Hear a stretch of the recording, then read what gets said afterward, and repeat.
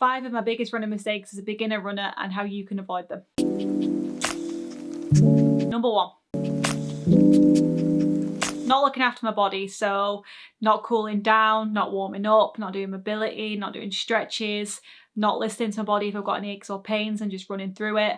And all of these things combined are 100% the biggest reason why I'm such a injured runner all the time. And this year I've made sure that I've really tried to implement more of it into everything that I do, whether that be in running, swimming, going to the gym, and just making a routine of it, making a habit of it. And I've definitely seen a huge difference in my performance. My body feels a lot better, I feel a lot stronger, and I can't wait to properly get back into my running and to see a difference as to how I perform as a runner in my longer distances, in my time trials, and hopefully the more consistent I am with it, the less chance of injury I'll have in the future. So make sure that you always look after yourself, make sure that you do those 5 things, and the chances are you'll very rarely become injured. Number 2.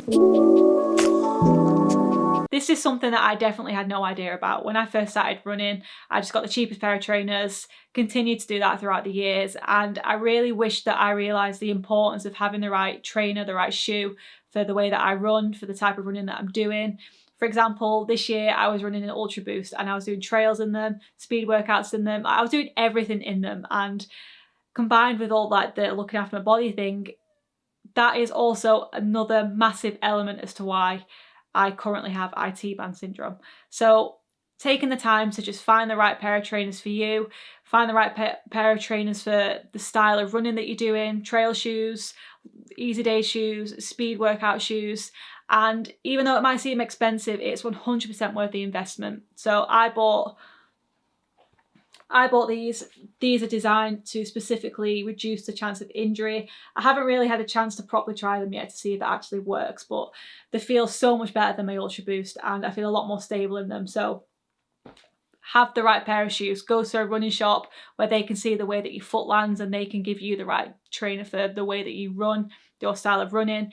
And don't be afraid to spend your money on something that is going to reduce the chances of you becoming injured and once again looking after yourself. Number 3.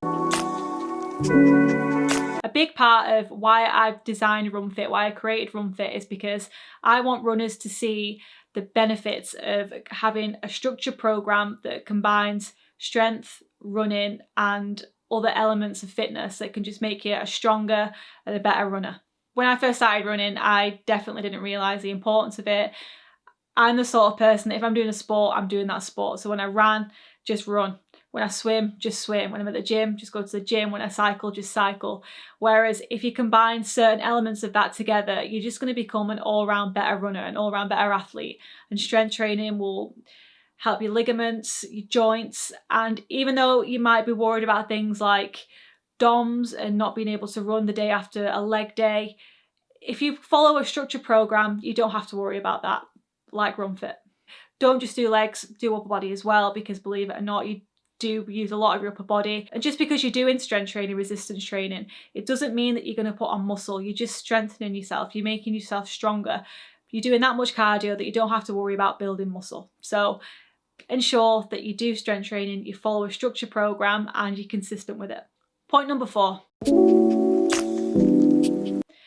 Comparison wasn't necessarily a big thing for me when I first started running. I didn't really have social media, I didn't follow anyone, I didn't have YouTube, I didn't have Strava. So it wasn't until I started implementing them into my journey that I started comparing my times with other people, especially this year with COVID and having so many people doing 5Ks under 20 minutes with no training whatsoever, knowing that I was doing so much training, I was so consistent with it and I was struggling to get it under 25 minutes. And I think the biggest realisation that I've had this year is that everyone's on their own journey. Everyone's at different stages of their own running career, their own running path. People are a lot fitter, people are a lot just naturally more talented, people have been doing it longer than you have. So the biggest thing that I would take away from this entire video is just realise that everyone's at different stages, everyone's different, and you are your own competition. So it doesn't matter what other people are doing. If you're worried about comparing yourself to other people, I definitely would recommend being on places like Strava or YouTube or anything like that. So just make sure that you do understand that everyone's different, and you're not going to be as good as the people that you see on YouTube or Strava, but maybe one day you will be. But right now, as a beginner, you're a beginner. You're starting from the bottom and you're working your way up, and you should compare your times with your times. Point number 5. I wish that I realised this sooner. This is definitely one of my biggest running mistakes. I thought that within a few weeks I'd be running 5Ks, I'd be doing 10Ks within the first 2 months. And as a beginner runner, chances are you've never ran before. So it's going to take time. Focus on getting your technique right, focus on enjoying it, focus on being consistent, and you'll naturally progress to where you want to be when your body is ready to do that. There's just no point in rushing it, because you'll get injured, you won't enjoy it because you're constantly chasing times, distances, whereas as a beginner, you just need to just focus on enjoying the process.